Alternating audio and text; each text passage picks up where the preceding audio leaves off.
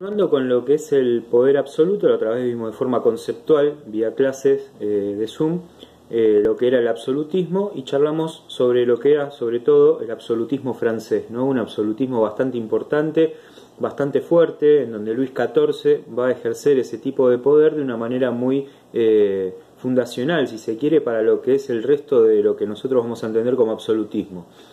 Si hay una monarquía absoluta que deba ser resaltada, sobre todo es la de Luis XIV, un tipo que bajo su ordenamiento logró amalgamar a la clase noble, sostenerla bajo su mando, pero además sostenerla bajo su mismo techo, ¿no? Decía el absolutismo, bueno, viene a ser como esa caparazón que cumple con el rol fundamental de proteger a la nobleza. En esa relación dinámica de protección, la idea es, protejo a la nobleza, pero la nobleza me debe favores, ¿sí?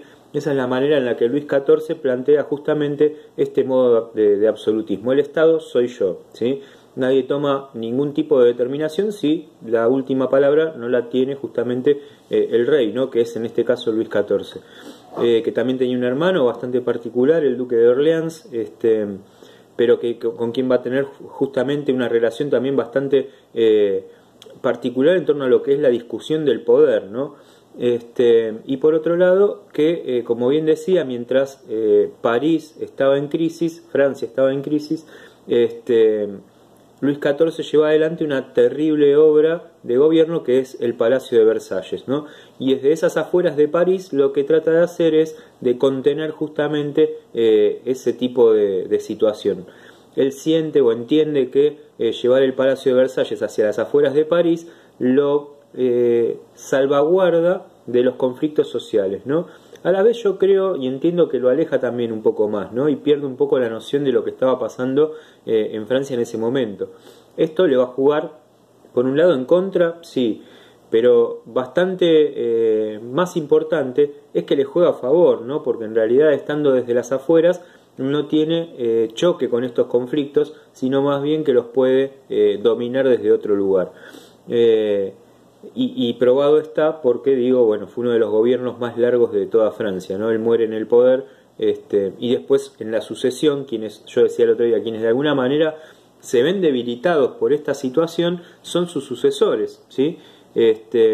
No tanto él, porque él realmente ejerció el poder de una manera considerable, incluso oponiéndose al catolicismo, mandándole al catolicismo muchas veces, ¿no? Que siempre tenía que como que legitimar el poder, ¿no? El catolicismo, bueno, Luis XIV, sí, en ese nivel guerrero que tenía, no respondía directamente al catolicismo, ¿no?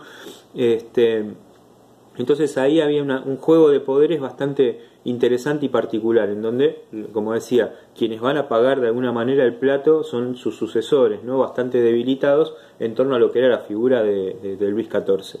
Esto va a conllevar a que en 1789 se produzca la revolución, la revolución francesa, ¿sí? Que pone justamente en cuestionamiento todo el ancien régime o el antiguo orden. Mientras tanto, en Europa, ¿sí? Otros poderes absolutistas se están desarrollando. Yo nombré a España, que lo vamos a dejar para lo último, como también un puntal de lanza, porque en todo este desarrollo del poder, España se había transformado también en la punta de lanza del catolicismo, con esto de la Inquisición, ¿no? Aparte de la evangelización a toda América. América para la cual las grandes potencias tenían muchos intereses. Inglaterra es uno de ellos. En ese sentido tenemos que retomar, hablando de una supervivencia que se va a dar entre los poderes absolutos. Y si nos vamos específicamente a la cuestión inglesa, hablar de supervivencia y derrota del absolutismo inglés van de la mano, ¿sí? No podríamos entender al absolutismo inglés si no habláramos también de una virtual derrota, ¿no? Y que esa derrota tiene que ver justamente con la muerte de Isabel I, que era de la casa de los Tudor, ¿sí? Y decimos eso porque de alguna manera también hay que referenciar la debilidad que puede dejar una persona, ¿sí? A la hora de partir. Ya habíamos dicho Luis XIV, por ejemplo, y ahora vamos a mencionar a Isabel I, ¿no? que quien había generado para Inglaterra el ordenamiento de una sociedad bastante interesante en cuanto a lo militar, ¿no? Inglaterra se transforma navalmente hablando en una gran potencia, y con todo lo que eso conlleva, ¿no? Tener fuerza naval implica también tener fuerza en otras regiones del mundo. Con la asunción de los Estuardos, ¿sí? Jacobo I y Carlos I, no se convoca al Parlamento y se refuerza el anglicanismo como fuerza de poder, ¿no?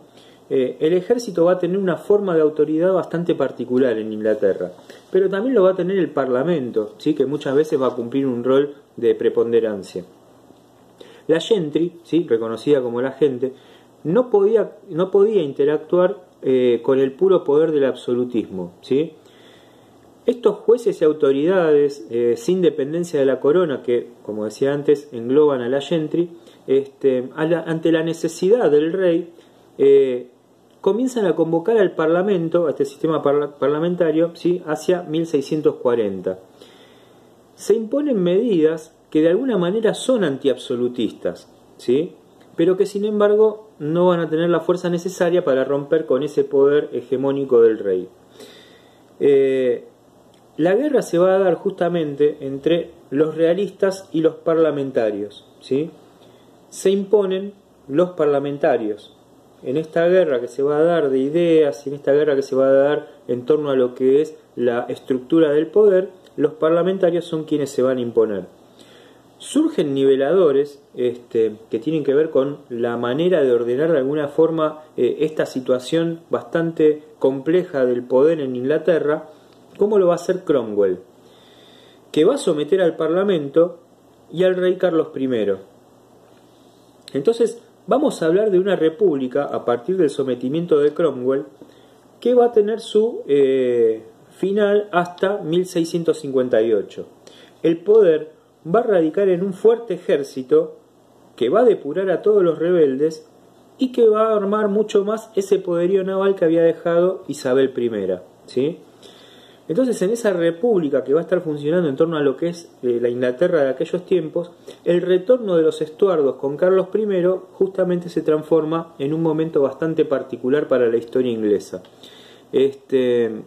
Los Estuardos, que después van a tener, como siempre decimos, bueno, en esta situación, en esta dinámica de las fuerzas y de los entrelaces, entrelazados matrimoniales que se van a dar, bueno, justamente conlleva a que encontremos Estuardos incluso hasta en la corte de Francia.